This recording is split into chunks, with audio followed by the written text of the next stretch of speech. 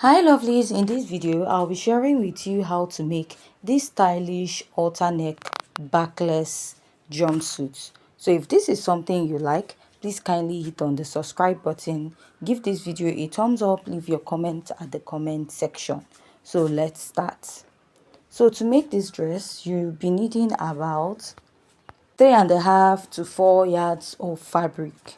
Now here is my fabric and I've gone ahead to fold it. Now let's start by marking out our measurements. So what I will do is to go ahead to place my tape and I'm going to mark 1.5 inches before I start my measurements. The reason why I'm doing that, this is so that I'll have like where I'll create the channel to pass my rope for the neckline of this dress. Go ahead to outline this with a white chalk so that it will be visible.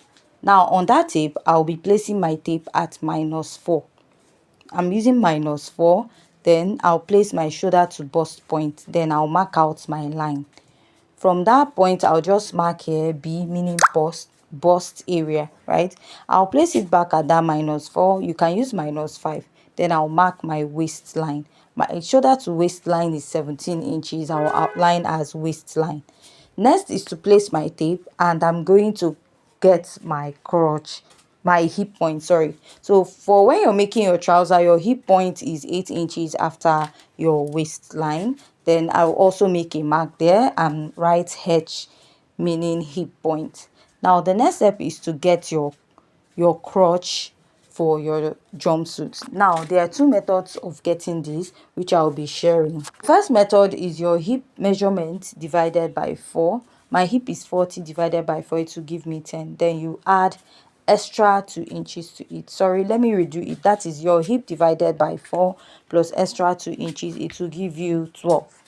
Now the third method is your hip measurement divided by 3. That is when you're making a jumpsuit, you can use either of these measurements.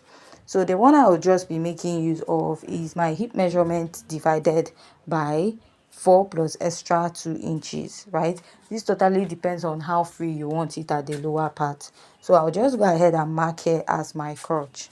Now after marking this, the next measurement you're going to take is to get your front crotch extension. Get your front crotch extension is your hip measurement divided by 16. If I divide my hip by 16, it will give me 2.5. Now this 2.5, I'm going to mark it all the way from the upper part all the to the lower part of my trouser, or to the lower part of this jumpsuit. Just go ahead to take it all the way straight down. So I'll go ahead to draw a straight line connecting it. I stopped at the crotch line for now. I'll still extend it all the way up. What I'll do next is to place my curve drill to draw out my crotch curve and I'll connect. So please ignore the noise at the background of this video.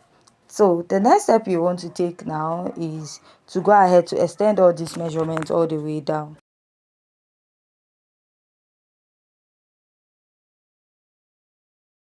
Remember, the measurement we are taking down is our front crotch extension, which is your hip divided by 16. Now we're going to start by placing our measurements. Now at the upper part of this pattern, you can mark your shoulder divided by 2 plus your stitching allowance half, or you can use your bust measurement divided by 4. So I marked my shoulder at the upper part, and at this point I marked my bust measurement divided by 4 plus half. If you notice at the upper part, I did not add ease to this. I did not add ease. But when you're drafting from the waistline, you're going to add ease because that part is meant to be free. I'll mark my waist measurement divided by 4.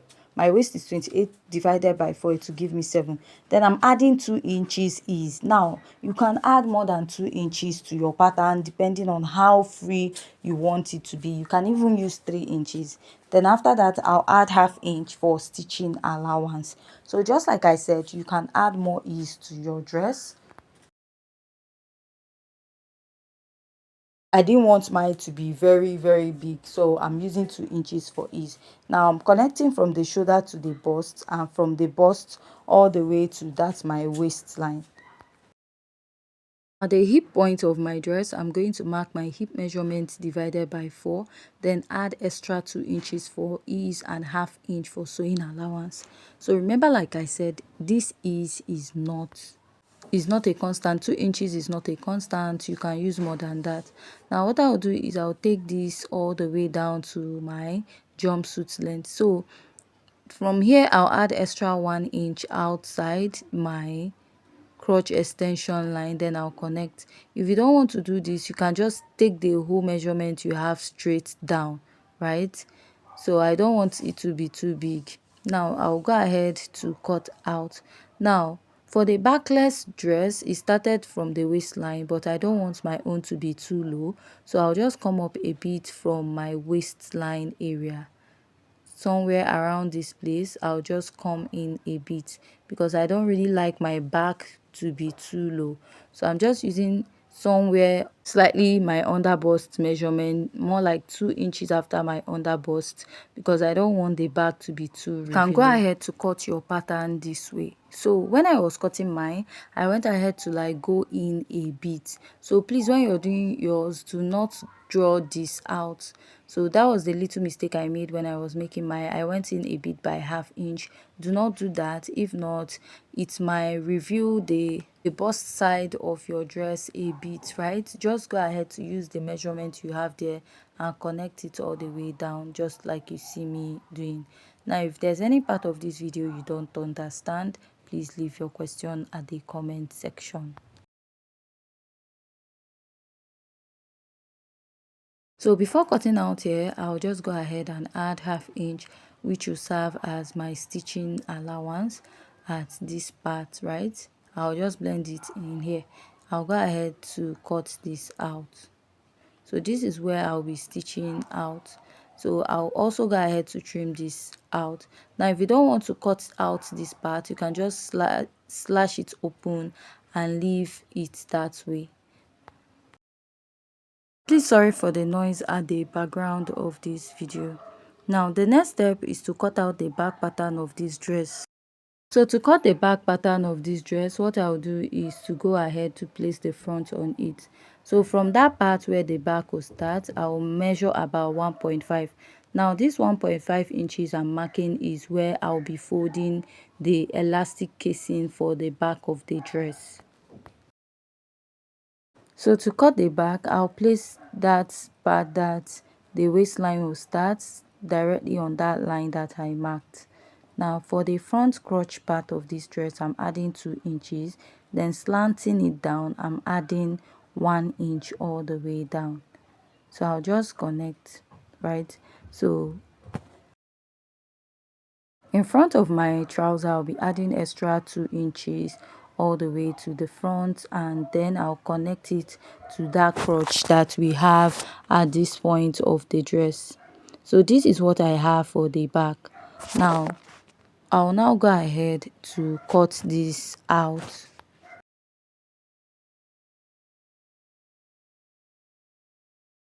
And I'll cut out the rest of this pattern. So after getting to this point, I'll cut this side, right? So I know this fabric is too colorful and you might not really see some part. So what I'll do now is to go ahead to trace out the excess that I have by the side of this jumpsuit. The only place I added extra measurement is towards the crotch extension of this dress. So after cutting it out, this is what I have. Remember, we added 1.5 inches above that point where the backless part of the jumpsuit will start. Now in front of this jumpsuit, you want to go and stitch this with ½ inch. If you join it, this is what you'll be having. Now you want to get your bias or make a bias out of this fabric, which you use in turning the sides of your dress, and after doing that also you'll be turning the other side of your dress. You use your bias to turn the sides. Also repeating this at the other side, you're going to turn it to that little curve we have here.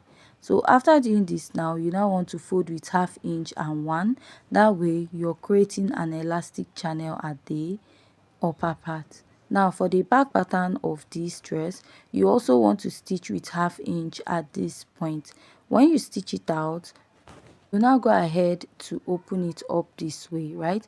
When you open it up, you now fold here with 1/2 and 1 inch to also create an elastic channel for the back part of this dress.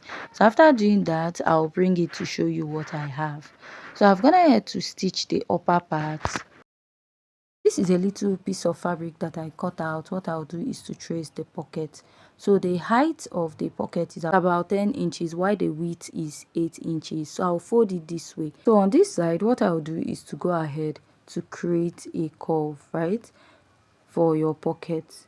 And I also do the same for the other side. You'll be having like 4 pieces of this. You'll be attaching it by the side. I've cut out the 2 sides of the pocket. So what I'll be doing now is to show you how to attach it.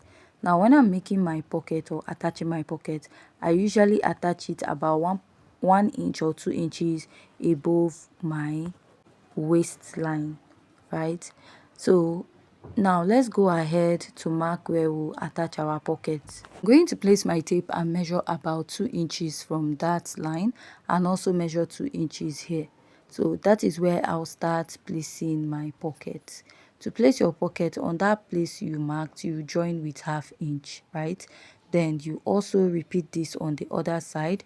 You will mark that same 2 inches from that joining that part. You have that sharp curve, then attach it with 1/2 inch on this side. So after you're done attaching, you also attach the other side of the pocket. Now before going ahead to attach the pocket, what I'll do is to go ahead to add the elastic at the back of this dress. For your elastic, you have to take the measurement at your back, right? And when you're putting your elastic, it has to be a bit small so that it's going to hold the back of your dress very well. If it's too loose, that means it's going to be dropping too low. So, and you don't want that. You want it to grip the back of your dress very well. Now when passing the elastic, make sure you use your pin to secure each edge. So I'll just pin this so that the elastic will move, and I'll also be tacking that down. I'll also pass it to the end of this point here. So what I'll do now is to go ahead to tack it down, but first I'll pin it, then attach my pockets on the sewing machine. I've gone ahead to do that. What I'll now do is to pin the sides of this dress together. Now if there's a part of this dress you don't understand, please kindly go ahead to ask. I'll go ahead to pin this down, and I'll at this pin point, it if you haven't yet, I'll pin the sides of the dress before we go ahead to hit on the subscribe button. Give this video a thumbs up, leave your comment at the comment section.